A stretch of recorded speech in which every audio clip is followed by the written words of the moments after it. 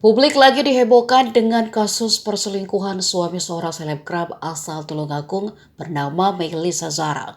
Yang jadi sorotan karena sang suami kedapatan saling membalas chat mesra dengan pria lain hingga berujung KDRT. Kasus ini pun sudah terungkap ke publik setelah Melisa melakukan konferensi pers beberapa hari lalu.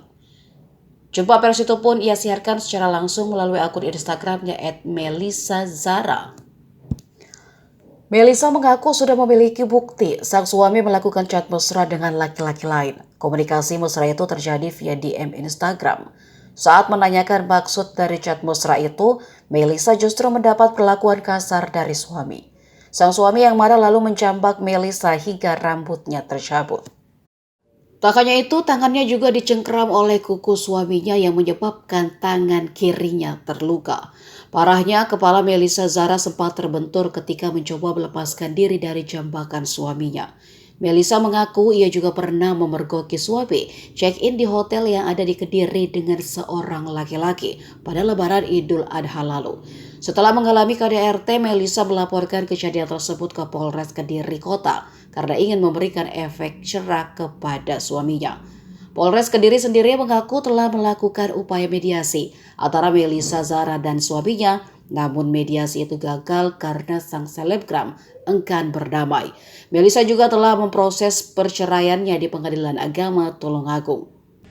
Perempatan lampu merah Kelurahan Sukorame, Kecamatan Mojoroto, Kota Kediri.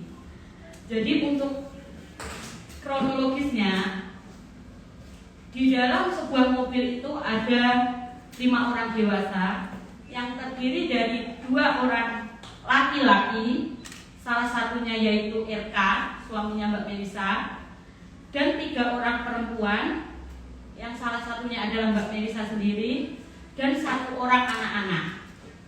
Jadi yang depan itu si laki-laki, sebelahnya perempuan dengan anak-anak, dan di belakang ada RK, Mbak Melisa, sama salah satu perempuan yang lainnya.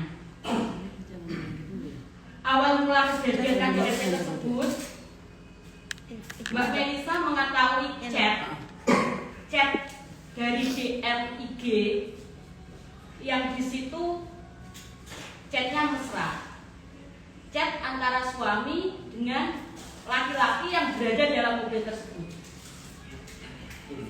Jadi di situ Mbak Melisa mengetahui chat mesra